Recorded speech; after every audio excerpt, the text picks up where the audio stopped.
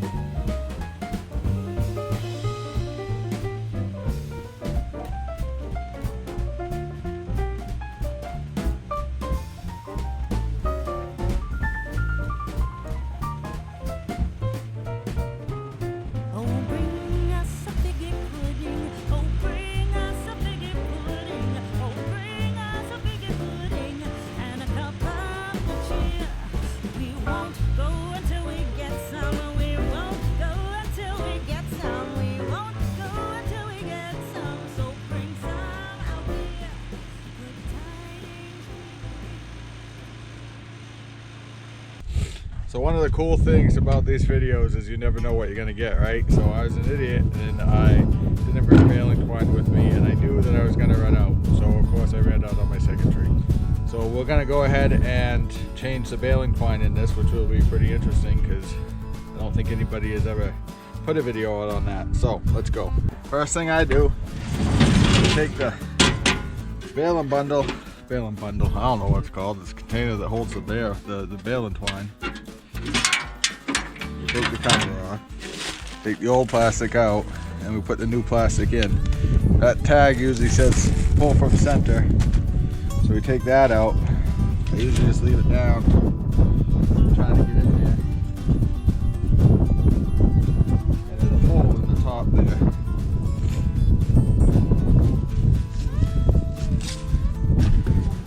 So you can put the twine down. So this twine needs to go in that hole.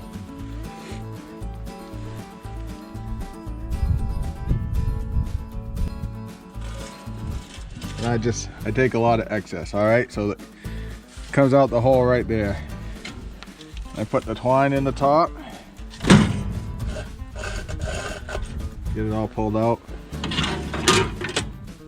Cover goes back on.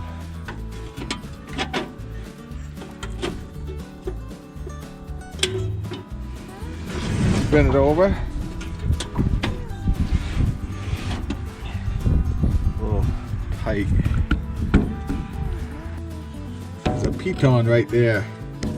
This twine goes under the piton and then over through that. And I fight with it, and I fight with it, and I swear, and then it goes.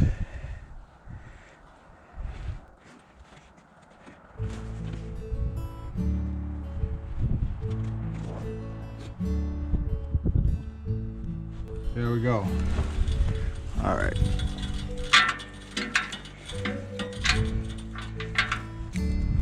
That goes out this hole.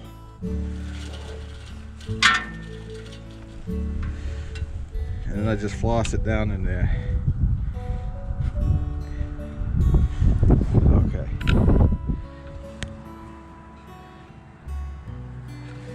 So under, through, and then through the hole. These are your tensioners, and that's what makes the baling twine tight on the tree. And then we just hook it up there, and we go to work. So it was really windy out there, and the microphone just wasn't working. So I just wanted to talk real quickly about this picture I have on my Howey 214 baler that I inherited. Now, I remember using this when I was back in high school, when I worked at the farm 25 years ago. It has a Honda motor that comes on it originally. I think it was a 270, and it just got tired and worn out, and the carburetor was messed up. So I went down to Harbor Freight one night back in November and grabbed that Predator motor, and it's a 301cc Honda clone. Everything's the same, the dimensions are the same, and the shaft is the same off the back. And it was an easy fix. We just took the old one out, grabbed a new pulley, and put that right back in, and it fired right up, and it runs a lot better. Pulls easy, three pulls even in this cold weather, and in retail season I've had no problems with it. All right, let's get back to the video. Okay, let's talk a little bit about maintenance. I probably missed one, but from what I found, there are 3 grease fittings on these 3 bearings, and then there's 3 on the other side to match. I try to grease those every day that I use the baler, at least 1 squirt of grease a day.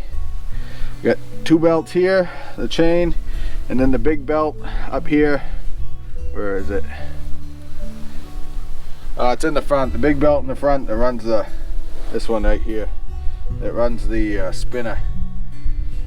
You can unscrew these. There's 1 on each side, and then the cone has the ability to get bigger, so you can do your bigger trees. It's something that you want to be very careful about baling big trees. Make sure that you go to the bigger ring. At least in my experience, we did lose a tree that we thought we could get through. What ends up happening is these are all spring driven, and once it gets stuck, you can't get it out because the springs keep holding pressure on them. So that was an important lesson that I learned this year. 3 levers. This one is a brake. I never use it. I think you're supposed to leave it set when you go down the road. I don't. This is your cable lever to winch the cable up, and this is your spinner. It spins the twine around the tree. Start out, pull the cable up, and once you get the tree through, hit that, and it will spin. You do have a grease fit in here, and then these are the bearings.